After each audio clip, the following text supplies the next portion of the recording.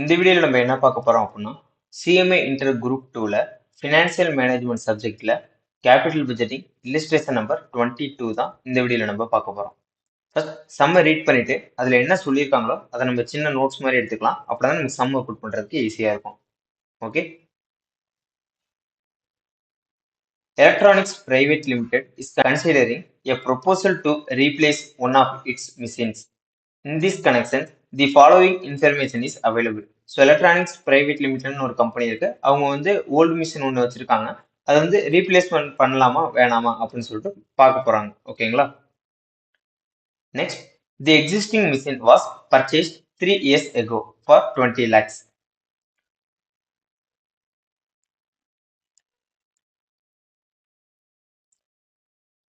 So இவங்கள்ட்ட old machine ஒன்று இருக்கு. ஓகேங்களா. அது எப்போ பர்ச்சேஸ் பண்ணிருக்காங்க? 3 வருஷத்துக்கு முன்னாடியே 20 லட்சம் ரூபாய்க்கு பர்ச்சேஸ் பண்ணியிருக்காங்க. ஓகேங்களா.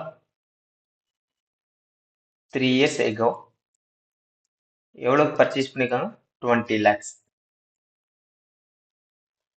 It was depreciated at 20% per annum on reducing balance basis. So இந்த மிஷினரியோட டிப்ரிசியேஷன் ரேட் எவ்வளோன்னு பார்த்தீங்கன்னா 20% per annum. ஓகேங்களா. Depreciation at 20%. ஸோ அது வந்து ரெடியூசிங் பேலன்சிங் பேசிஸ்ல வந்து டிப்ரிசியேஷன் ஃபாலோ பண்றாங்க. Next, it has remaining useful life of 5 years. Okay. So remaining useful life 5 years. So இந்த ஓல்ட் மிஷினரி அவங்க 3 வருஷத்துக்கு முன்னாடியே பர்ச்சேஸ் பண்ணியிருந்தாங்க. பட் இப்போ என்ன சொல்றாங்க அப்படின்னா இதுக்கு அப்புறம் இந்த மிஷினரியோட லைஃப் வந்து 5 years இருக்குன்னு சொல்றாங்க. அப்போ இந்த ஓல்டு மிஷினரியோட லைஃப் எவ்வளோன்னு பார்த்தீங்க அப்படின்னா டோட்டலா 8 years. 3 வருஷத்துக்கு முன்னாடியே பர்ச்சேஸ் பண்ணியிருந்தாங்க. இப்போ இதுக்கு அப்புறம் இன்னும் 5 years இருக்குன்னு சொல்றாங்க. அப்போ 8 years. Next, but its annual maintenance cost is expected to increase by 1 lakh from the 6th year of its installation.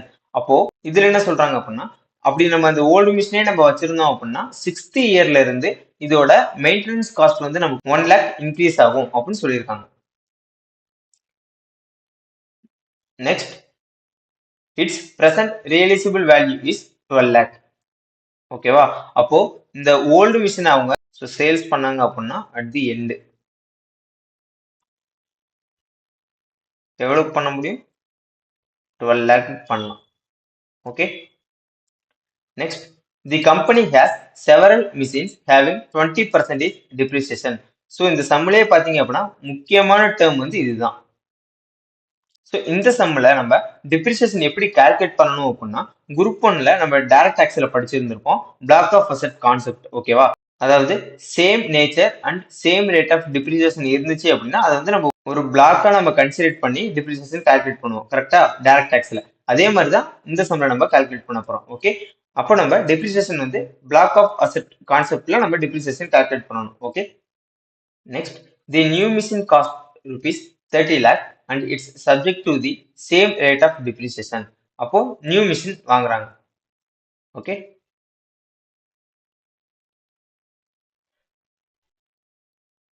New மிஷினோட காஸ்ட் எவ்வளோன்னு பார்த்தீங்க அப்படின்னா rupees 30 lakh. இதுக்கும் டிப்ரிசியேஷன் அட் 20% தான். அப்போ இதுக்கும் 20%, இதுக்கும் 20%, எல்லாமே சேம் பிளாக்ல தான் வரும். ஓகேங்களா. Next, on sale after 5 years it is expected to realize rupees 18 lakh. So இந்த நியூ மிஷின் இருக்கா இதை நம்ம at the end of the period வந்து நம்ம சேல்ஸ் பண்ணோம் அப்படின்னா நமக்கு வந்து 18 லட்சம் ரூபாய் கிடைக்கும்னு சொல்லியிருக்காங்க. rupees 18 lakh. Okay. Next, with the new machine the annual operating cost excluding depreciation are expected to decrease by 2 lakh. In addition, the machine would increase productivity on account of which net revenues would increase by 3 lakh annually. So இதுல என்ன சொல்றாங்கன்னா நம்ம new machine வாங்கணும் அப்படின்னா நமக்கு ஒவ்வொரு வருஷமுமே operating cost வந்து 2 lakh degrees ஆகும்னு சொல்லியிருக்காங்க. ஓகேங்களா. And also the productivity increase ஆகுறதுனால நெட் ரெவன்யூ ஆனுவலி 3 lakh வந்து இன்க்ரீஸ் ஆகும். ஓகே. அப்போ இது ரெண்டுமே நமக்கு இன்கம் தான். கரெக்டா. இன்கம் ஒவ்வொரு வருஷமே நமக்கு ஆப்ரேட்டிங் எக்ஸ்பென்சஸ் வந்து 2 லட்ச ரூபா கம்மியாகும். கரெக்டா? Operating cost and 3 lakh net revenue வந்து நமக்கு இன்க்ரீஸ் ஆகுது. 3 லேக் ரெவன்யூ வந்து இன்க்ரீஸ் ஆகுது. அப்போ டோட்டலா ஆனுவலி நமக்கு ப்ராஃபிட் எவ்வளோன்னு பார்த்தீங்கன்னா 5 லேக்ஸ் வரும். Okay. Next, the tax rate applicable to the company is 40%. So tax rate at 40%, and the cost of capital is 10%. இந்த 10% நம்ம என்ன பண்ணுவோம், பிவி ஃபேக்டர் கண்டுபிடிக்கிறதுக்காக நம்ம யூஸ் பண்ணுவோம். பட் இந்த சம்ல பிவி ஃபேக்டர் அவங்களே கொடுத்துட்டாங்க. ஓகேங்களா? அப்ப நமக்கு பிவி ஃபேக்டர் கண்டுபிடிக்கிற வேலையும் இல்லை. ஸோ ஃபர்ஸ்ட் சம்ல என்ன சொல்லியிருக்காங்களோ அதை எனக்கு புரிஞ்ச மாதிரி நான் எடுத்து எழுதியிருக்கேன். ஓகேங்களா? நெக்ஸ்ட் இப்ப நம்ம சம் எப்படி அப்ரோச் பண்ணணும்னு பார்க்கலாம். ஓகே. ஸோ இந்த மாதிரி ஓல்டு மிஷின் இருக்கு, அதை நான் நியூ மிஷின் வாங்கி ரீப்ளேஸ்மெண்ட் பண்றேன், இந்த மாதிரி கொடுத்துருந்தாங்க அப்படின்னாவே நம்ம வந்து இன்கிரிமெண்டல் அப்ரோச்சில் தான் நம்ம சம் ஒர்க் அவுட் பண்ண முடியும். ஓகே. ஸோ அந்த மாடல் தான் இப்போ நம்ம இந்த சம் அப்ரோச் பண்ண போறோம். ஓகே. ஸோ நமக்கு இந்த சம்ல கொடுத்துருக்க ப்ராஃபிட் பார்த்தீங்க அப்படின்னா எக்ஸ்க்ளூடிங் டிப்ரிசியேஷனோட ப்ராஃபிட் தான் இங்க கொடுத்துருக்காங்க. இந்த 2 லட்சம் இந்த 3 லட்சம் எல்லாமே கரெக்டா. அப்போ நம்ம என்ன கண்டுபிடிக்கணும், கேஷ் ஃப்ளோ ஆஃப்டர் டாக்ஸ் நம்ம தான் கண்டுபிடிக்கணும். ஃபர்ஸ்ட் இந்த ப்ராஃபிட் அதுல இருந்து டிப்ரிசியேஷன் மைனஸ் பண்ணணும், அதுல இருந்து டாக்ஸை மைனஸ் பண்ணணும், அதுக்கப்புறம் டிப்ரிசியேஷன் ஆட் பேக் பண்ணணும். ஸோ இதெல்லாம் பண்ணதுக்கு அப்புறம் தான் நமக்கு நெட் ப்ராஃபிட் கிடைக்கும். ஓகே. ஸோ அந்த ஸ்டெப் தான் இப்போ நம்ம பண்ண போறோம். ஃபர்ஸ்ட் நான் ஃபார்மட் எழுதிக்கிறேன்.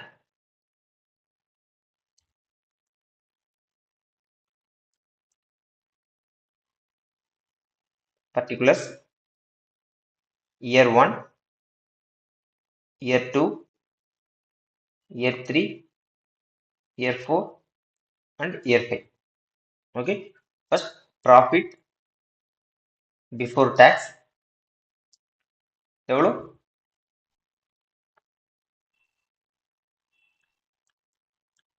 5 lakh,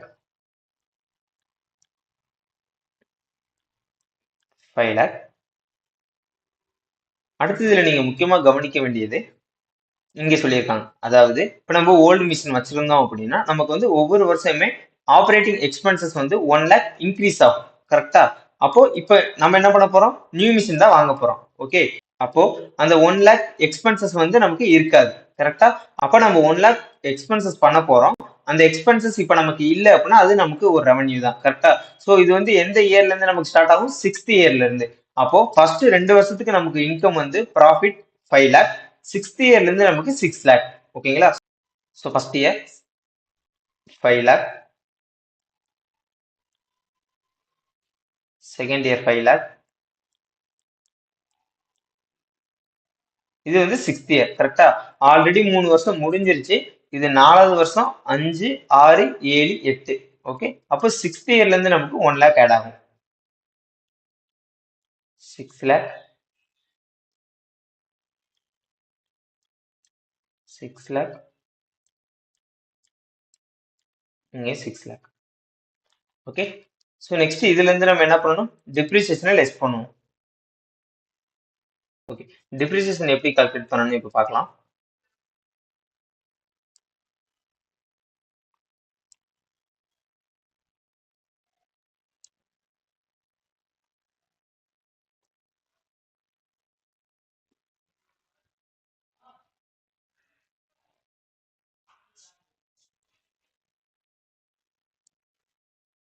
ஸோ டிப்ரிசியேஷனோட கால்குலேஷன்.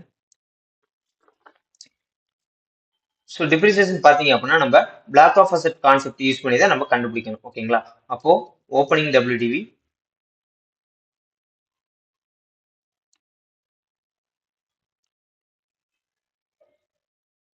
இது கூட add purchase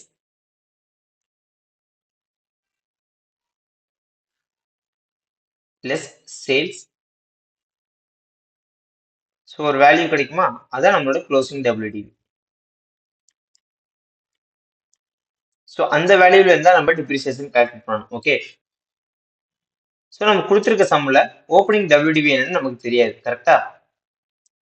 next add purchase, new machine purchase பண்ணோம், அதோட வேல்யூ எவ்வளோ, 30 lakh நம்ம வந்து ஒரு மிஷினரி பர்ச்சேஸ் பண்ணியிருக்கோம். ஓகே. purchase 30 lakh.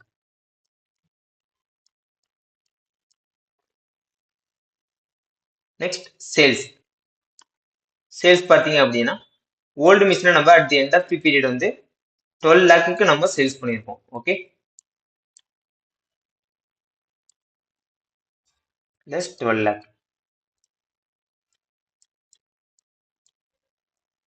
அப்போ க்ளோசிங் டபிள்யூடிவி எவ்வளோ? 30 லேக்ல இருந்து மைனஸ் 12 லேக் மைனஸ் பண்ணீங்கன்னா உங்களுக்கு 18 லேக் கிடைக்கும். ஓகே, ஓகே, இதுல இருந்து இப்போ நம்ம டிப்ரிசியேஷன் கால்குலேட் பண்ணணும். For first year depreciation rate எவ்வளோ? 20%. அட் 20%, 18 லேக்ல இன்ட்டு 20% போட்டிங்கன்னா 3,60,000.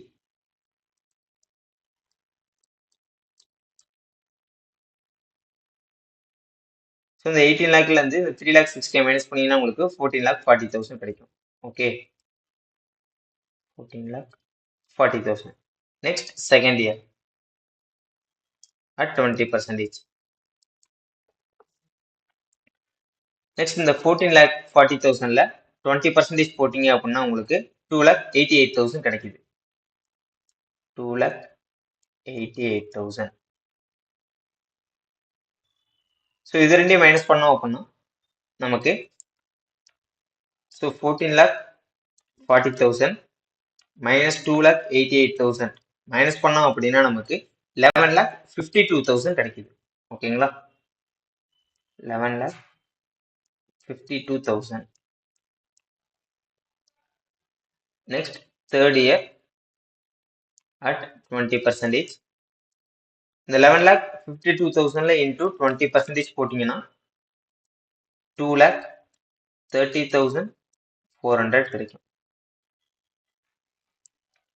ஸோ இந்த 11,52,000ல இருந்து மைனஸ் 2,30,000, சரி, 11,52,000 மைனஸ் 2,30,400 மைனஸ் பண்ணோம் அப்படின்னா நமக்கு 9,21,600 கிடைக்குது.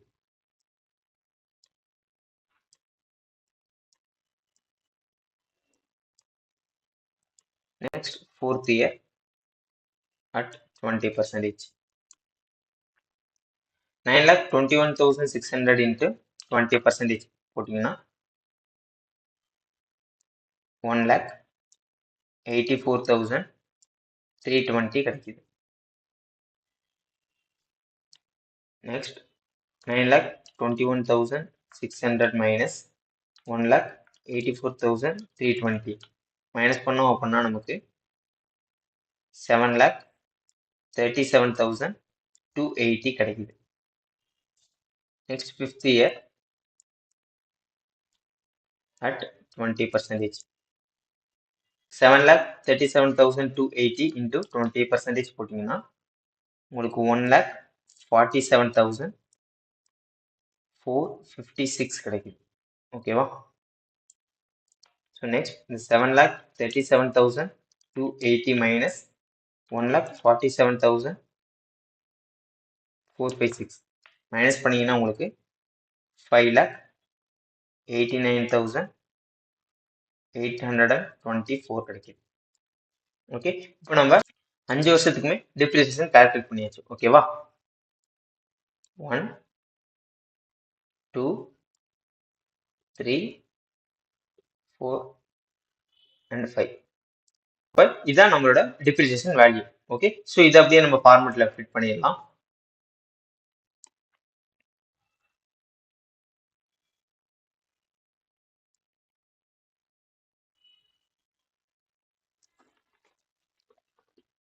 ஸோ ஃபர்ஸ்ட் இயரோட depreciation 3,60,000.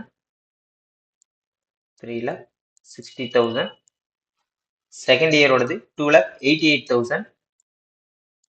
2,88,000. Third year 2,30,400. 2,30,400. Next fourth இயர்ல பார்த்தீங்கன்னா 1,84,320. 1,84,320. ஃபிஃப்த் இயர்ல பார்த்தீங்கன்னா 1,47,400. 456.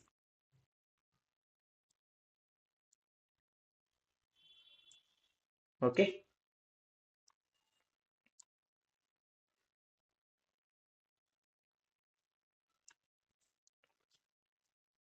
So next 5 lakh minus 3 lakh 60,000 minus பண்ணீங்கன்னா உங்களுக்கு 1 lakh 40,000 கிடைக்குது.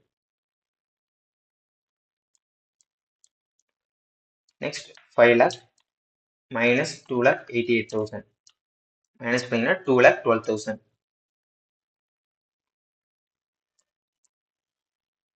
Next 6 lakh minus 2 lakh 30,400 minus பண்ணீங்கன்னா 3 lakh 69,600 கிடைக்கும்.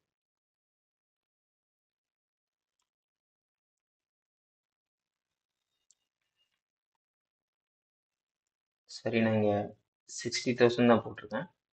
6 lakhன்னு மாத்திக்கோங்க. 6 lakh minus 1 lakh 84,320 minus பண்ணீங்கன்னா 4 lakh 15,680 கிடைக்குது.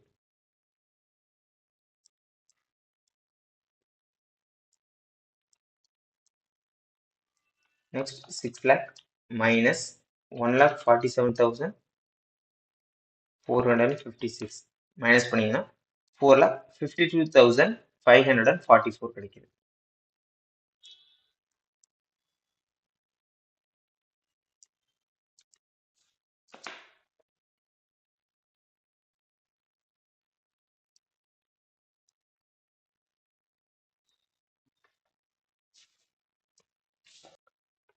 நெக்ஸ்ட் இதுல இருந்து நம்ம என்ன பண்ணணும், டாக்ஸை மைனஸ் பண்ணணும். ஓகேவா? ஸோ டாக்ஸ் நமக்கு எத்தனை பர்சன்டேஜ் சொல்லியிருந்தாங்க? S, tax at 40%. ஸோ இதில் 40% நம்ம எடுக்கணும். ஓகேங்களா? ஸோ அந்த மாதிரி எடுத்தோம் அப்படின்னா 1,40,000 இன்ட்டு 40% போட்டிங்கன்னா 56,000. நெக்ஸ்ட் 2,12,000 இன்ட்டு 40% போட்டிங்கன்னா 84,800.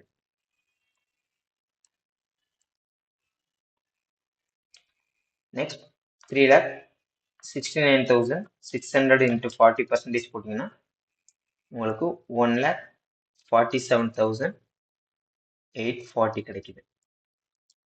நெக்ஸ்ட் 4,15,680 இன்ட்டு 40% அப்படின்னா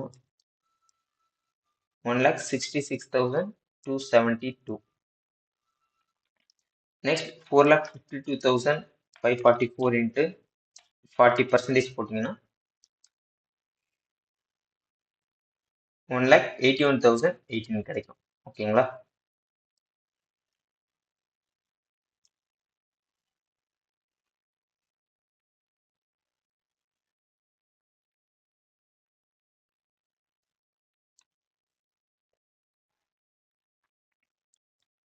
நெக்ஸ்ட் 1,40,000 மைனஸ் 56,000 போட்டிங்க அப்படின்னா உங்களுக்கு 84,000 கிடைக்கும். ஸோ இது என்னது, நம்மளோட profit after tax. Next 2,12,000 minus 84,800 minus பண்ணோம்னா நமக்கு 1,27,200 கிடைக்குது.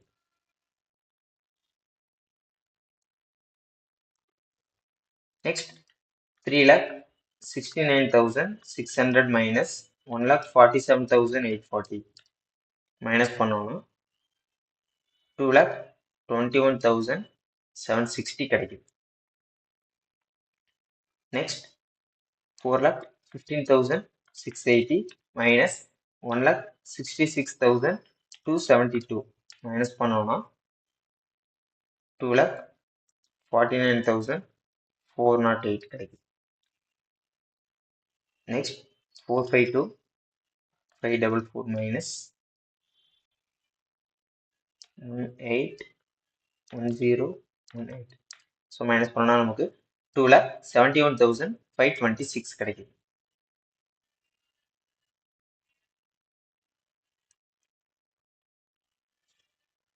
ஸோ ப்ராஃபிட் ஆஃப்டர் டேக்ஸ் கண்டுபிடிச்சதுக்கு அப்புறம் நம்ம என்ன பண்ணணும், எகைன் டிப்ரிசியேஷனை ஆட் பேக் பண்ணணும். Okay, add depreciation. So 3,60,000, 2,88,000, 2,30,400, 1,84,320, 1,47,456. Okay.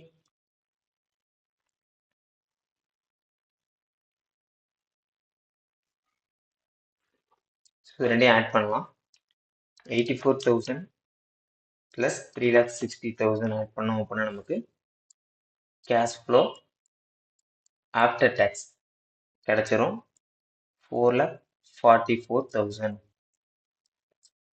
Next 1,27,200 plus 2,88,000. So add பண்ணீங்கன்னா 4,15,200.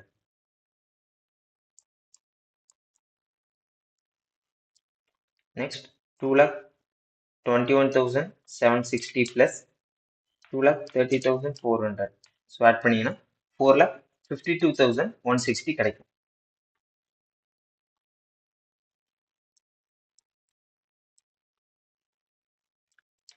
Next 2,49,408 plus 1,84,320. add பண்ணீங்கன்னா 4,33,728. 4,33,728. 2,71,526 plus 1,47,456. add பண்ணீங்கன்னா 4,18,982 கிடைக்கும்.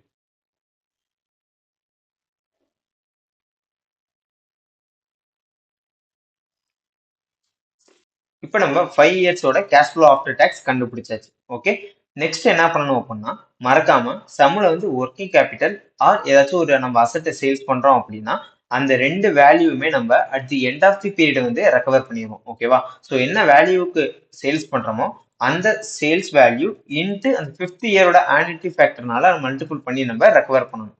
ஓகே, ஸோ அதை நான் சம் ஒர்க் அவுட் பண்றப்ப சொல்றேன். நெக்ஸ்ட் வந்து இப்போ பிவி ஃபேக்டர். ஸோ நமக்கு சம்பள பிவி ஃபேக்டர் என்ன சொல்லியிருந்தாங்க? ஃபர்ஸ்ட் இயரோடது PV factor at 10%. So first இயரோட பிவி ஃபேக்டர் என்னன்னு பார்த்தீங்கன்னா 0.909, செகண்ட் இயருக்கு 0.826, தேர்ட் இயரோடது 0.751, ஃபோர்த் இயரோடது 0.683, ஃபிஃப்த் இயரோடது 0.620. ஓகேங்களா? நெக்ஸ்ட் இப்போ நம்ம இந்த cash flow after tax into PV ஃபேக்டரால மல்டிபிள் பண்ணோம் அப்படின்னா நமக்கு டிஸ்கவுண்டட் கேஷ் இன்ஃப்ளோ கிடைக்கும். கரெக்டா? அப்போ 4,44,000 இன்டு 0.909 மல்டிபிள் பண்ணீங்கன்னா உங்களுக்கு ஃபர்ஸ்ட் இயரோடது 4,03,596 கிடைக்கும். நெக்ஸ்ட் செகண்ட் இயரோடது 4,15,200 இன்டு 0.826. ஸோ மல்டிபிள் பண்ணீங்கன்னா 3,42,955 கிடைக்கும். 3,42,955. நெக்ஸ்ட் தேர்ட் இயரோடது 4,52,160 இன்டு 0.751. ஸோ மல்டிபிள் பண்ணீங்கன்னா 3,39,572 கிடைக்குது. நெக்ஸ்ட் ஃபோர்த் இயரோடது 4,33,728 இன்டு 0.683. 2,96,236.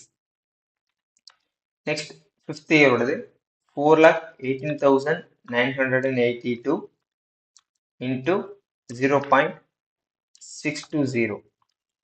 ஸோ மல்டிபிள் பண்ணீங்கன்னா உங்களுக்கு 2,59,769 கிடைக்கும். ஓகே, ஸோ நான் வந்து ரவுண்ட் ஆஃப் பண்ணியிருக்கேன். இந்த லாஸ்ட் ஒன் மட்டும். ஓகேங்களா? நெக்ஸ்ட் நான் என்ன சொன்னேன், at the end of the பீரியட்ல நம்ம ஏதாச்சும் ஒரு அசெட்டை சேல்ஸ் பண்ணாலோ இல்லை ஒர்க்கிங் கேபிட்டல் கொடுத்துருந்தாங்க அப்படின்னா அதை வந்து நம்ம ரெக்கவர் பண்ணணும். கரெக்டா? ஸோ இந்த கிவன் கேஸ்ல பாத்தீங்க அப்படின்னா உங்க புக்ல இங்க வந்து இந்த நியூ அசெட்டை வந்து நம்ம 18 லேக்குக்கு சேல்ஸ் பண்றதா சொல்லியிருக்காங்க. கரெக்டா? பட் ஆக்சுவலா சம்முல என்ன போட்டிருக்காங்க, ஆன்சர் ஒர்க் அவுட் பண்றப்ப அவங்க வந்து 9 லேக் தான் எடுத்திருக்காங்க. ஸோ இது எந்த பேசிஸ்ல எடுத்திருக்காங்கன்னு தெரியல. நான் வந்து புக்ல என்ன ஆன்சர் கொடுத்துருக்கீங்களோ அதுபடி தான் நான் இங்க ஒர்க் அவுட் பண்ண போறேன். Okay,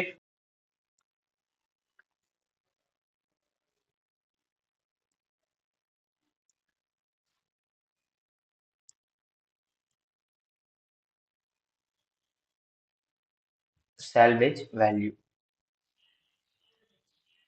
at the end of the period வந்து எவ்வளவு சேல்ஸ் பண்றாங்க, 9 லேக். ஓகேவா? அப்போ 9 lakh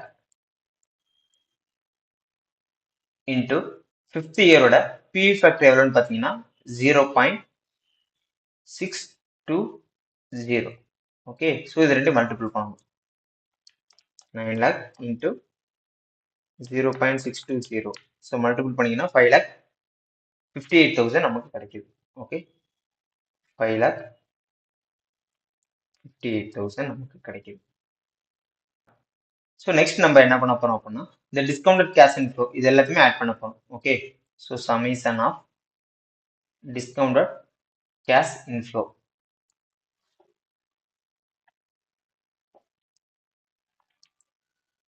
$4,03,596 plus 3,42,955 plus 3,39,572 plus 2,96,236 plus 2,59,769 plus 5,58,000. Okay, so add பண்ணோம் அப்படின்னா நமக்கு ஓவரால் டிஸ்கவுண்டட் கேஷ் இன்ஃப்ளோ எவ்வளோன்னு பார்த்தீங்கன்னா 22,128 rupees நமக்கு கிடைக்குது. ஓகேங்களா? நெக்ஸ்ட் டிஸ்கவுண்டட் கேஷ் இன்ஃப்ளோல இருந்து கேஷ் அவுட் ஃப்ளோ மைனஸ் பண்ணோம் அப்படின்னா நமக்கு நெட் ப்ரெசென்ட் வேல்யூ கிடைக்கும். ஓகே, அப்போ நெட் ப்ரெசென்ட் வேல்யூ வந்து நமக்கு பாசிட்டிவா வந்துச்சு அப்படின்னா அந்த மிஷினை வந்து நம்ம ரீப்ளேஸ் பண்ணலாம். ஓகேவா? நெகட்டிவா வந்துச்சு அப்படின்னா ரீப்ளேஸ்மெண்ட் பண்ணாம ஓல்டு மிஷினை நம்ம வச்சு மேனுஃபேக்சரிங் பண்ணலாம். ஓகே, ஸோ நெக்ஸ்ட் இதுல இருந்து நம்ம என்ன பண்ணணும், cash out flow. So cash out flow எப்படி கண்டுபிடிக்கணும் அப்படின்னா இப்போ நம்ம ஓல்டு மிஷினை சேல்ஸ் பண்ணிட்டு நியூ மிஷின் ஒன்று பர்ச்சேஸ் பண்றோம் அப்படின்னா அது ரெண்டையும் நெட் பண்ணி என்ன வருதோ அதான் நம்மளோட கேஷ் அவுட் ஃப்ளோ. ஓகேங்களா? அப்போ இந்த கிவன் கேஸ்ல நம்ம அந்த நியூ மிஷின் பர்ச்சேஸ் பண்ணோம் அப்படின்னா அதோட கேஷ் அவுட் ஃப்ளோ எவ்வளோன்னு பார்த்தீங்க அப்படின்னா 30 லேக். ஓகே, ஸோ இது வந்து நியூ மிஷினோட. இப்போ நம்மகிட்ட ஓல்டு மிஷின் ஒன்று இருக்கு. கரெக்டா? அந்த ஓல்டு மிஷின் நம்ம சேல்ஸ் பண்ணோம் அப்படின்னா எவ்வளவுக்கு சேல்ஸ் பண்ண முடியும், 12 லேக்கு சேல்ஸ் பண்ண முடியும். ஓகே, அப்போ இந்த 30 லேக்ல இருந்து இந்த 12 லேக் மைனஸ் பண்ணிட்டோம் அப்படின்னா பேலன்ஸ் எவ்வளவு வருதோ அதான் நம்மளோட கேஷ் அவுட் ஃப்ளோ. 30 மைனஸ் 12 பண்ணீங்க அப்படின்னா உங்களுக்கு 18 லேக் கிடைக்கும். இப்போ இதுதான் நம்மளோட cash out flow. Okay, so இந்த இடத்துல நீங்க முக்கியமா கவனிக்க வேண்டியது என்னன்னு பாத்தீங்க அப்படின்னா ரெண்டு மிஷின் கொடுத்துருந்தாங்க, ஒரு மிஷின் பர்ச்சேஸ் பண்ணி இன்னொன்று சேல்ஸ் பண்ற மாதிரி இருந்துச்சு அப்படின்னா அந்த பர்ச்சேஸ் பண்ற வேல்யூல இருந்து ஓல்டு மிஷினை நம்ம சேல்ஸ் பண்ணோம் அப்படின்னா அதுல இருந்து ஒரு காசு வருமா, அப்போ இது ரெண்டையும் லெஸ் பண்ணிட்டு பேலன்ஸ் என்ன இருக்கும் அதான் நம்மளோட cash out flow. Okay, so நிறைய பேர் இந்த இடத்துல மிஸ்டேக் பண்ணிடுவாங்க, ஸோ மறந்துடாதீங்க. அப்போ இங்கே நம்மளோட கேஷ் அவுட் ஃப்ளோ எவ்வளோன்னு பார்த்தீங்கன்னா 18 lakh. Okay,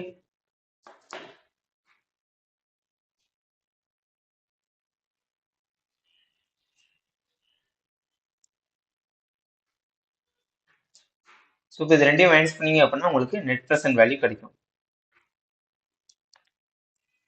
22,128 minus 18 lakh. So minus பண்ணீங்கன்னா உங்களுக்கு நெட் ப்ரெசென்ட் வேல்யூ 4,128 கிடைக்குது. ஓகே, அப்போ நமக்கு வந்து இங்கே நெட் ப்ரெசென்ட் வேல்யூ வந்து பாசிட்டிவ்ல தான் இருக்கு. அப்போ நம்ம இந்த மிஷினை வந்து ரீப்ளேஸ்மெண்ட் பண்ணலாம். ஸோ அந்த மாதிரி கீழே நீங்க ஒரு நோட் மாதிரி போட்டு எழுதிடணும். ஓகேவா? ஸோ நோட்டுக்கும் உங்களுக்கு எக்ஸாம்ல மார்க் இருக்கும். ஸோ நோட் எழுதுறதுக்கு மறந்துடாதீங்க. ஓகே,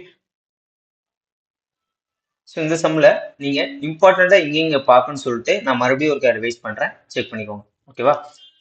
ஸோ இந்த சம்மில் நம்ம ஃபர்ஸ்ட் பார்க்க வேண்டியது எதுன்னு பார்த்தீங்கன்னா டிப்ரிசியேஷன். டிப்ரிசியேஷன் பார்த்தீங்க அப்படின்னா பிளாக் ஆஃப் அசெட் கான்செப்டில் நமக்கு டிப்ரிசியேஷன் கால்குலேட் பண்ணணும். ஓகே, ஸோ நான் இங்கே எழுதுறேன்.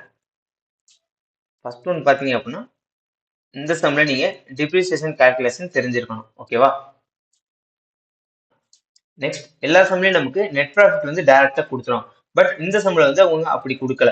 இங்க என்ன சொல்லியிருந்தாங்க, நம்ம நியூ மிஷின் வாங்கணும் அப்படின்னா ஆப்ரேட்டிங் எக்ஸ்பென்சஸ் வந்து 2 லேக் டிக்ரீஸ் ஆகும், பிளஸ் வந்து நெட் ரெவன்யூ வந்து 3 லேக் இன்க்ரீஸ் ஆகும்னு சொல்லியிருந்தாங்க.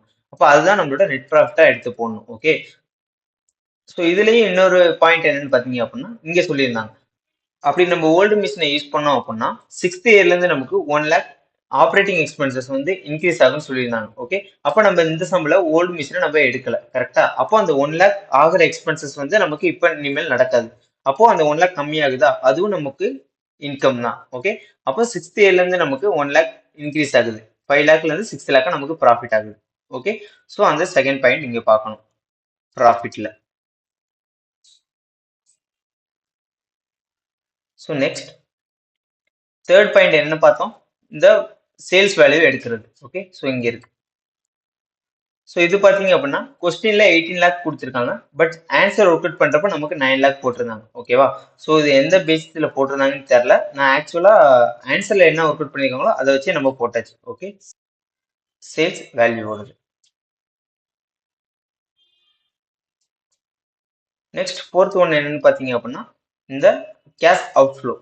ஓகே, கேஷ் அவுட்ஃப்ளோ ரெண்டு மிஷின் வேல்யூ கொடுத்துருந்தாங்க அப்படின்னா நியூ மிஷின் பர்ச்சேஸ் பண்ணுவோம், ஓல்டு மிஷினை நம்ம சேல்ஸ் பண்ணுவோம். ஓகேவா? ஸோ அது ரெண்டையும் நெட் பண்ணி என்ன வேல்யூ வருதோ அதான் நம்மளோட கேஷ் அவுட்ஃப்ளோவா எழுதணும். ஓகே, நெக்ஸ்ட் ஃபிஃப்த் பாயிண்ட் என்னன்னு பார்த்தீங்கன்னா ஒர்க்கிங் கேபிட்டல் இல்லாட்டி சேல்ஸ் வேல்யூ கொடுத்துருந்தாங்க அப்படின்னா at the end of the period வந்து நம்ம அதோட வேல்யூவை அந்த 5th இயரோட பி ஃபேக்டர்னால மல்டிபிள் பண்ணணும். இப்போ 6th இயர்ல சேல்ஸ் பண்ணாங்க அப்படின்னா 6th இயர் பி ஃபேக்டர்னால நம்ம மல்டிபிள் பண்ணணும். ஓகேவா?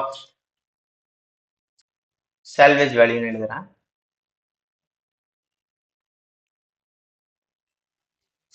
ஸோ இந்த சம்மை பொறுத்த வரைக்கும் இந்த 5 பாயிண்ட் தான் இம்பார்ட்டன்ட். ஓகே, ஸோ உங்க எல்லாருக்குமே இந்த சம் புரிஞ்சிருக்குன்னு நினைக்கிறேன். இதுல இருந்து உங்களுக்கு ஏதாச்சும் டவுட் இருந்துச்சு அப்படின்னா அதை நீங்க கமெண்ட் செக்ஷன்ல கேட்கலாம், நான் உங்களுக்கு கிளாரிஃபை பண்றேன். ஓகே, ஸோ இந்த சம்மோட ஒர்க்கிங்ஸோட பிடிஎஃப் வந்து நான் டெலிகிராம் குரூப்ல போஸ்ட் பண்ணிடுறேன், நீங்க அங்க இருந்து டெவலப் பண்ணிக்கணும். Okay, thank you.